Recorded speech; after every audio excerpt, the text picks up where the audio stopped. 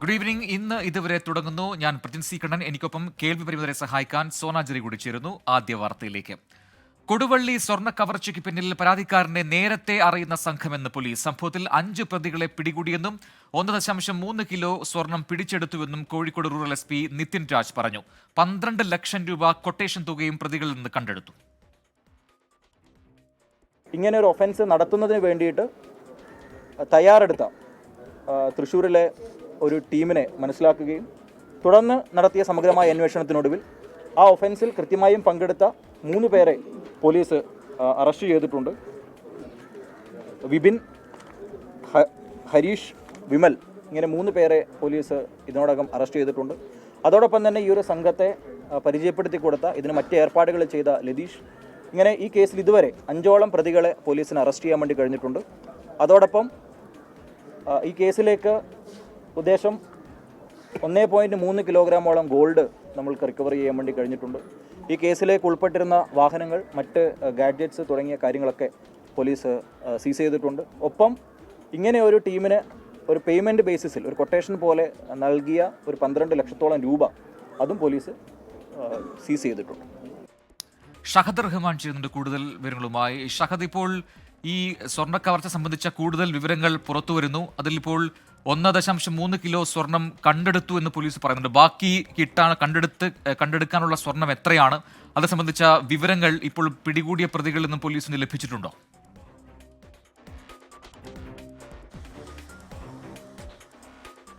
പ്രജിൻ, ഈ മാസം 27-ാം തീയതിയാണ് ഈ സംഭവം നടക്കുന്നത്. കൊടുവള്ളിയിൽ, അതായത് കൊടുവള്ളിയിൽ ജ്വല്ലറി നടത്തുന്ന ഈ പരാതിക്കാരൻ ജ്വല്ലറിയിൽ നിന്ന് തിരിച്ച് വീട്ടിലേക്ക് പോകുന്ന ഘട്ടത്തിലാണ് അദ്ദേഹത്തെ ആക്രമിക്കുകയും പരിക്കേൽപ്പിക്കുകയും ചെയ്തതിന് ശേഷം ഈ സ്വർണം കൈക്കലാക്കുന്നത്. 2 കിലോ സ്വർണമാണ് ഇദ്ദേഹത്തിൻ്റെ കൈവശം ഉണ്ടായിരുന്നത്. ഇത് ഇപ്പോൾ നമ്മൾ പ്രതികരണത്തിൽ കാണിച്ച, അതായത് ഇപ്പോൾ പ്രജിൻ സൂചിപ്പിച്ചതുപോലെ തന്നെ 1.3 കിലോ സ്വർണം ഇപ്പോൾ ഈ പ്രതികളിൽ നിന്ന് കണ്ടെടുക്കാൻ സാധിച്ചിട്ടുണ്ട്. ബാക്കി സ്വർണം, അതായത് ഇനി ഈ കേസിൽ ഒരാളെ പിടികൂടാനുണ്ട്. ഇദ്ദേഹത്തിൻ്റെ പേര് എന്ന് പറയുന്നത് സിനോയാണ്. ഈ സിനോയുടെ കൈവശമാണ് ബാക്കി വരുന്ന സ്വർണം എന്നുള്ളതാണ് നിലവിലെ സാഹചര്യത്തിൽ പോലീസിൻ്റെ ഒരു അനുമാനമുള്ളത്. 5 പ്രതികളാണ് ഈ കേസിലുള്ളത്. ഒന്ന് രമേശ്, മറ്റൊന്ന് വിപിൻ, ഒന്ന് ഹരീഷ്, അതുപോലെ തന്നെ വിമൽ എന്ന് പറയുന്ന ആളുകളാണ് ഈ കേസിൽ പ്രതികളായിട്ട് വരുന്നത്. ഇതിൽ തൃശ്ശൂർ കേന്ദ്രീകരിച്ചിട്ടുള്ള സംഘമാണ് ഇവർ എന്നുള്ളതാണ് നമുക്ക് മനസ്സിലാക്കാൻ സാധിക്കുന്നത്. ഇതിൽ രമേശ് എന്ന് പറയുന്നതാണ് പരാതിക്കാരൻ്റെ സുഹൃത്ത് അല്ലെങ്കിൽ പരിചയക്കാരനായിട്ടുള്ള വ്യക്തി. ഇദ്ദേഹമായിട്ട് ഈ പരാതിക്കാരന് നേരത്തെ തന്നെ ബന്ധമുണ്ടായിരുന്നു. അതായത് ഇദ്ദേഹവും ഈ സ്വർണ്ണ വ്യാപാരവും അതുപോലെ തന്നെ മറ്റ് അനുബന്ധ പ്രവർത്തനങ്ങളും ഒക്കെ തന്നെയായിട്ട് മുന്നോട്ട് പോകുന്ന വ്യക്തിയാണ്. അപ്പോൾ ഇദ്ദേഹം ഈ ദിവസം ഈ 2 കിലോ സ്വർണം വീട്ടിലേക്ക് കൊണ്ടുപോകുന്ന വിവരം കൃത്യമായിട്ട് അറിയാമായിരുന്നു എന്നുള്ളതാണ് നമുക്ക് മനസ്സിലാക്കാൻ സാധിക്കുന്നത്. അങ്ങനെയാണ് 12 ലക്ഷം രൂപയ്ക്ക് കൊട്ടേഷൻ നൽകുന്നത്. ഇദ്ദേഹത്തിന് ഈ ടീമിനെ പരിചയപ്പെടുത്തി കൊടുക്കുന്നത് ഹരീഷ് എന്ന് പറയുന്ന വ്യക്തിയാണ്. ഹരീഷ് വഴിയാണ് പ്രതികളായിട്ടുള്ള വിപിൻ അതുപോലെ തന്നെ വിമൽ എന്നിവരെ ഇവർ പരിചയപ്പെടുന്നത്. കൂടാതെ സിനോയ് എന്ന് പറയുന്ന ആളെയും പരിചയപ്പെടുന്നത്. ഇതിൽ സിനോയെ ഇതുവരെ പോലീസിന് പിടികൂടാൻ ആയിട്ടില്ല. ഇയാൾക്കായിട്ടുള്ള അന്വേഷണം പോലീസ് ഊർജിതമാക്കിയിട്ടുണ്ട്. CCTV കേന്ദ്രീകരിച്ചാണ് പ്രധാനമായിട്ടും അന്വേഷണം നടന്നിട്ടുണ്ടായിരുന്നത്.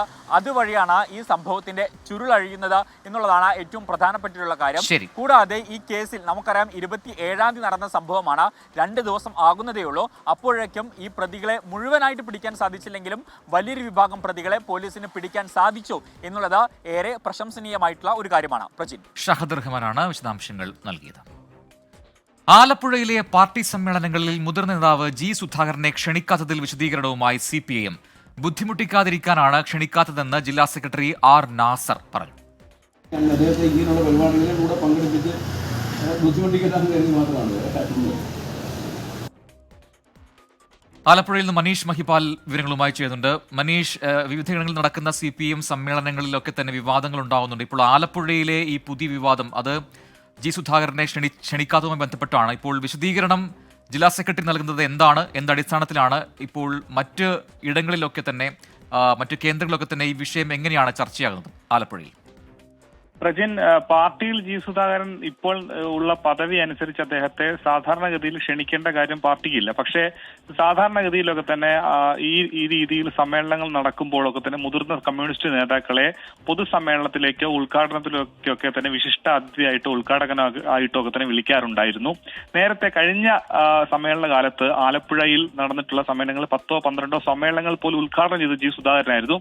അന്നും അദ്ദേഹത്തിന്റെ ഇപ്പോഴുള്ള പദവി തന്നെ, അതായത് അദ്ദേഹം ജില്ലാ കമ്മിറ്റിയിലേക്ക് ക്ഷണിതാവാണ്. നിലവിൽ അദ്ദേഹം ജില്ലാ ഏരിയ സെന്റർ കേന്ദ്രീകരിച്ച് പ്രവർത്തിക്കുന്ന ബ്രാഞ്ച് അംഗം മാത്രമാണ്. പക്ഷേ അപ്പോഴും അദ്ദേഹത്തെ പരിപാടികളിൽ പങ്കെടുപ്പിക്കുകയും ഇത്തരത്തിലുള്ള സമ്മേളനങ്ങളിൽ ഉദ്ഘാടകനാക്കുകയും ചെയ്തു. പക്ഷേ ഇത്തവണ ആലപ്പുഴയിൽ 15 ഏരിയ സമ്മേളനങ്ങളിൽ നടക്കുന്നതിൽ 12 ഏരിയ സമ്മേളനങ്ങൾ നടന്നു. അതിലൊരു ലോക്കൽ സമ്മേളനത്തിൽ പോലും അദ്ദേഹത്തെ ക്ഷണിച്ചിട്ടില്ല എന്ന ഏറെ ശ്രദ്ധേയമായിട്ടുള്ള കാര്യം. ഏറ്റവും ഇന്ന് വിവാദമായ വിഷയം, ഇന്നലെ അമ്പലപ്പുഴ ഏരിയ സമ്മേളനം തുടങ്ങി. ഇന്നലെ ഉദ്ഘാടനമായിരുന്നു, പ്രതിനിധി സമ്മേളനം ഉണ്ടായിരുന്നു.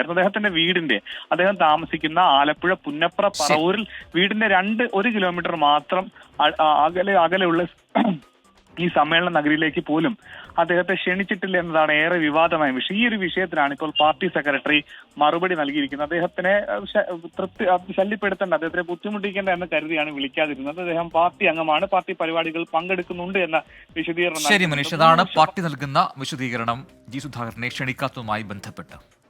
ഇനി മറ്റൊരു വാർത്തയിലേക്ക്. ഫിഞ്ചാൽ ചുഴലിക്കാറ്റ് പശ്ചാത്തലത്തിൽ തമിഴ്നാട്ടിൽ കൂടുതൽ ജില്ലകളിൽ റെഡ് അലർട്ട്. 7 ജില്ലകളിൽ ഉണ്ടായിരുന്ന റെഡ് അലർട്ട് 13 ജില്ലകളിലേക്ക് വ്യാപിപ്പിച്ചിരിക്കുകയാണ്. 5 ജില്ലകളിൽ ഓറഞ്ച് അലർട്ട്. ചെന്നൈ കോർപ്പറേഷനിൽ 329 ദുരിതാശ്വാസ ക്യാമ്പുകൾ തുറന്നിട്ടുണ്ട്. താഴ്ന്ന പ്രദേശങ്ങളിലുള്ളവരെ ക്യാമ്പുകളിലേക്ക് ഇപ്പോൾ മാറ്റുകയുമാണ്. മുഹമ്മദ് റഹീസ് ചെന്നൈയിൽ നിന്ന് നൽകുന്നു കൂടുതൽ വിവരങ്ങൾ.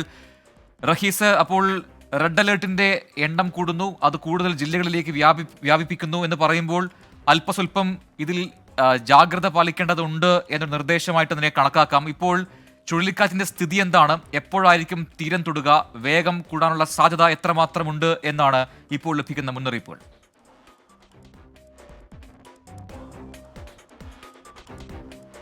പ്രജിൻ, ചുഴലിക്കാറ്റ് ഇപ്പോഴും ചെന്നൈക്ക് 100 കിലോമീറ്റർ അപ്പുറം തന്നെയാണ്. ഇതിൻ്റെ വേഗം 10 കിലോമീറ്റർ തന്നെയായി, കിലോമീറ്റർ പെർ അവറിൽ തന്നെയാണ് ഇപ്പോൾ ചുഴലിക്കാറ്റിൻ്റെ വേഗമുള്ളത്. അതുകൊണ്ട് തന്നെ ഇനിയും ഒരു 10 മണിക്കൂർ എടുക്കും എന്നുള്ള രീതിയിലാണ് സാമാന്യഗതിയിൽ ചിന്തിക്കേണ്ടത്. പക്ഷേ തമിഴ്നാട് ഈ ഒരു കാലാവസ്ഥാ നിരീക്ഷണ കേന്ദ്രം പറയുന്നതനുസരിച്ചാണ് എങ്കിൽ ഇന്ന് രാത്രിയോടെ തന്നെ ഏതാണ്ട് ഒരു 3-4 മണിക്കൂറിനുള്ളിൽ തന്നെ ചുഴലിക്കാറ്റ് എത്തും എന്നുള്ളൊരു കാര്യമാണ് അവർ പറഞ്ഞു വെക്കുന്നത്. പക്ഷേ ചുഴലിക്കാറ്റിൻ്റെ വേഗം വെച്ച് ഏതാണ്ട് ഒരു 7-8 മണിക്കൂർ എന്തായാലും എടുക്കും എന്നുള്ളൊരു നിഗമനത്തിലാണ് നമ്മളിപ്പോൾ ഉള്ളത്. പക്ഷേ കാലാവസ്ഥാ നിരീക്ഷണ കേന്ദ്രം ഇന്ന് രാത്രിയോടെ തന്നെ ചുഴലിക്കാറ്റ് എത്തുമെന്ന് പറയുന്നുണ്ട്.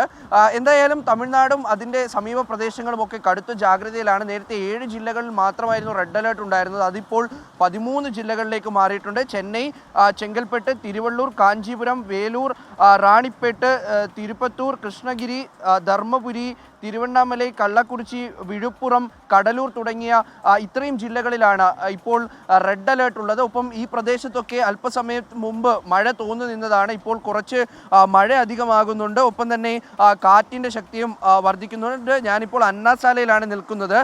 ഏതാണ്ട് തമിഴ്നാട്ടിലെ ഒരു പ്രധാനപ്പെട്ട റോഡാണ്. ചെന്നൈയിൽ നിന്നും പല പ്രദേശങ്ങളിലേക്കും പോകുന്ന പ്രധാനപ്പെട്ട ഒരു റോഡിൻ്റെ സ്ഥിതിയാണിത്. ഒപ്പം ഈ ചെന്നൈയിലാണ് ഏറ്റവും കൂടുതൽ ഈ മഴ ബാധിച്ചിരിക്കുന്നത്. ഇട റോഡുകൾ, ലിങ്ക് റോഡുകളൊക്കെ തന്നെ വെള്ളക്കെട്ടിലാണ്. പല റോഡുകളിലേക്കും ഉള്ള ആ വഴികൾ തന്നെ അടച്ചിരിക്കുകയാണ്. അവിടെ ഉള്ളവർക്ക് പുറത്തേക്ക് ഇറങ്ങാൻ പോലും കഴിയാത്ത രീതിയിലേക്ക് സാഹചര്യം മാറിയിട്ടുണ്ട്.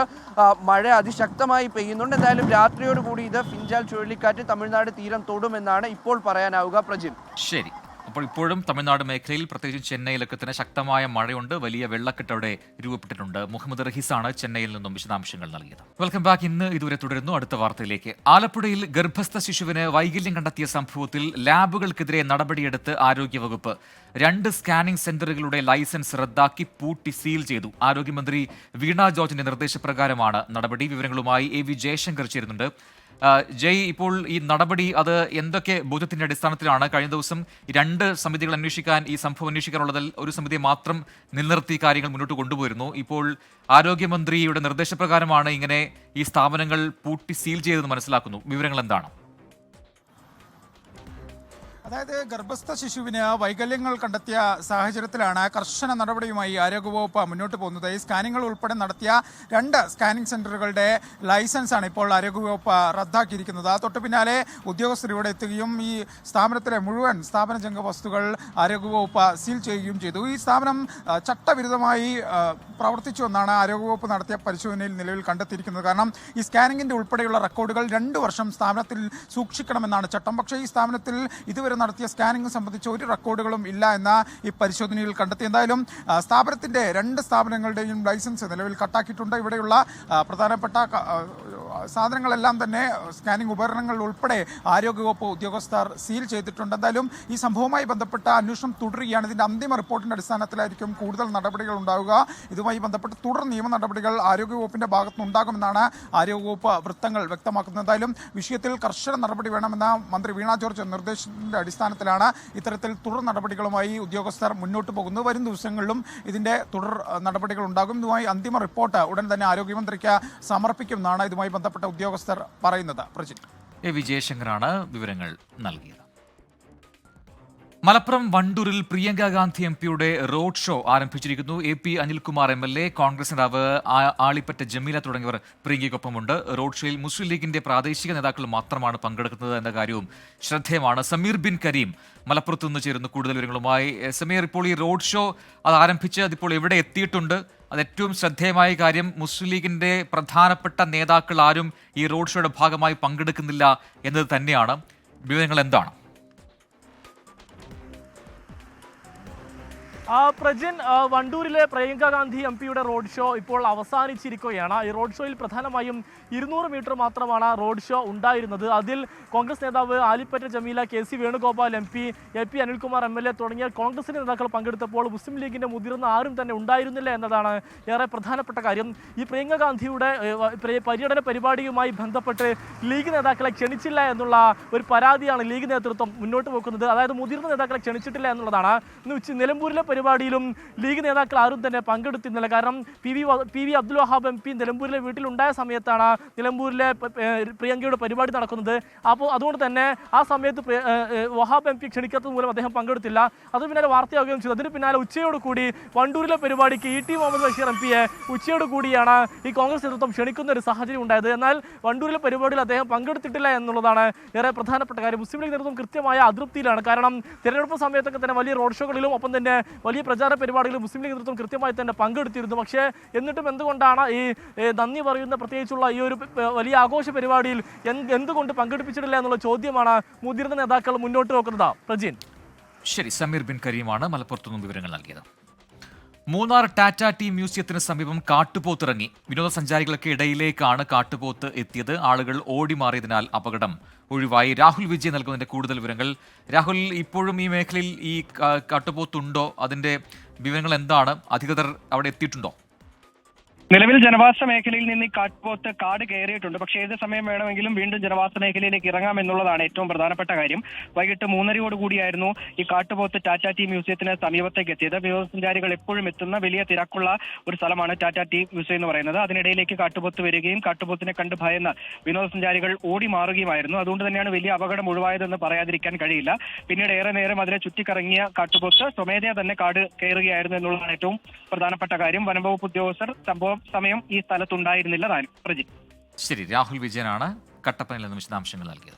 ശബരിമലയിൽ ഇടുക്കി സ്വദേശികളായ 4 ഡോളി തൊഴിലാളികൾ അറസ്റ്റിൽ. ഭക്തരിൽ നിന്ന് അമിതമായി കൂലി ആവശ്യപ്പെടുകയും പണം നൽകാൻ വിസമ്മതത്തിനെ തുടർന്ന് തിരിച്ചയക്കുകയും ചെയ്തതിനാണ് അറസ്റ്റ്.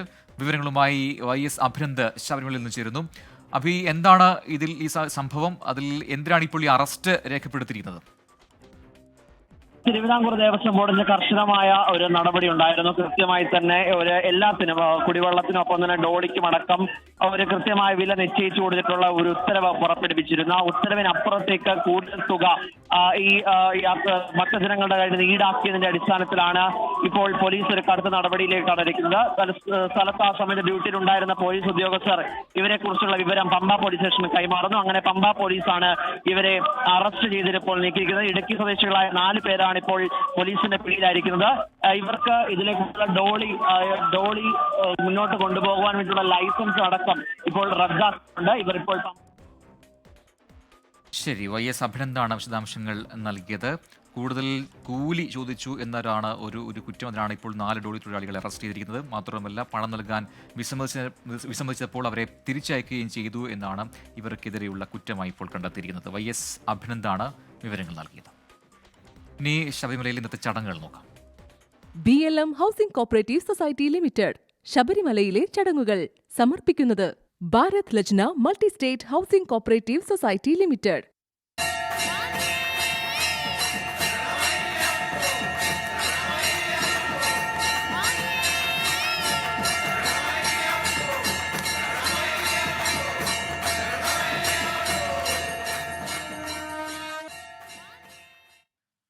കണ്ണൂർ ഗവൺമെന്റ് മെഡിക്കൽ കോളേജിലെ ജീവനക്കാരെ സർക്കാർ ജീവനക്കാരാക്കാനുള്ള നടപടി സമയബന്ധിതമായി പൂർത്തിയാക്കാൻ മുഖ്യമന്ത്രി നിർദ്ദേശം നൽകി.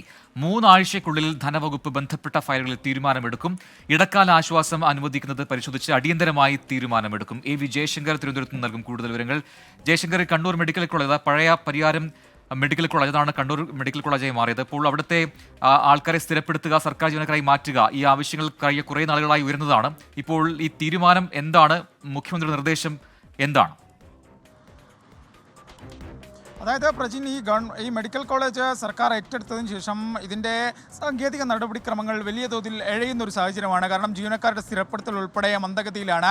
പല ജീവനക്കാർക്കും വളരെ വൈകിയാണ് ശമ്പളവുമായി ബന്ധപ്പെട്ട വിഷയത്തിൽ ഉൾപ്പെടെ വലിയ പ്രതിസന്ധി ഉണ്ടാകുന്നത്. ഈ ഘട്ടത്തിലാണ് ഇതുമായി ബന്ധപ്പെട്ട മുഖ്യമന്ത്രി ഒരു അടിയന്തര യോഗം ചേർന്നത്. സഹകരണ ആരോഗ്യ മന്ത്രിമാരുൾപ്പെടെ ചീഫ് സെക്രട്ടറി ഉൾപ്പെടെ ഉണ്ടായ ഒരു യോഗത്തിലാണ് ഇത്തരത്തിൽ ജീവനക്കാരെ സ്ഥിരപ്പെടുത്തുന്ന സർക്കാർ സർവീസിൽ സ്ഥിരപ്പെടുത്തുന്നതുമായി ബന്ധപ്പെട്ട സമയബന്ധിതമായി നടപടികൾ പൂർത്തിയാക്കാൻ മുഖ്യമന്ത്രി നിർദ്ദേശിച്ചത്. ഒപ്പം തന്നെ 3 ആഴ്ചക്കുള്ളിൽ ധനവകുപ്പ് ഈ മെഡിക്കൽ കോളേജുമായി ബന്ധപ്പെട്ട ശമ്പള ഫയലുകളിൽ കാര്യങ്ങൾ തീർപ്പാക്കാനും മന്ത്രി നിർദ്ദേശിച്ചിട്ടുണ്ട്. ഒരു ഇടക്കാല ആശ്വാസം എന്ന രീതിയിൽ ജീവനക്കാർക്ക് ശമ്പളം നൽകുന്നതുമായി ബന്ധപ്പെട്ട നടപടിക്രമങ്ങളും ധനവകുപ്പിനോട് പൂർത്തിയാക്കാൻ മന്ത്രി പറഞ്ഞിട്ടുണ്ട്. ഒപ്പം തന്നെ ഈ മെഡിക്കൽ കോളേജുമായി ബന്ധപ്പെട്ട കുടിശ്ശിക കണ്ടെത്തി അത് ധനവകുപ്പ് അടിയന്തരമായി അതുമായി ബന്ധപ്പെട്ട വിഷയങ്ങളും തീർക്കണമെന്നും സർക്കാർ മുഖ്യമന്ത്രി വകുപ്പിനോട് ഇതാക്കിയിട്ടുണ്ട്. ഈ ADM മരണവുമായി ബന്ധപ്പെട്ട വിവാദ പമ്പുടമ TV പ്രശാന്തും ഈ കണ്ണൂർ മെഡിക്കൽ കോളേജിലെ ജീവനക്കാരനായിരുന്നു. ഇദ്ദേഹത്തെ ഈ ഇടെയാണ് സർവീസിൽ നിന്ന് സസ്പെൻഡ്. എന്തായാലും മെഡിക്കൽ കോളേജ് ഏറ്റെടുത്തതിന് ശേഷം വലിയ ഇഴച്ചിലാണ് ഇവിടുത്തെ സ്ഥിരപ്പെടുത്തലാണ് ഇപ്പോഴത്തെ നിർദ്ദേശം എന്നും വ്യക്തമാണ്. AV ജയശങ്കറാണ് വിശദാംശങ്ങൾ നൽകിയത്. ഇന്ന് ഇതുവരെ പൂർത്തിയാവുകയാണ്.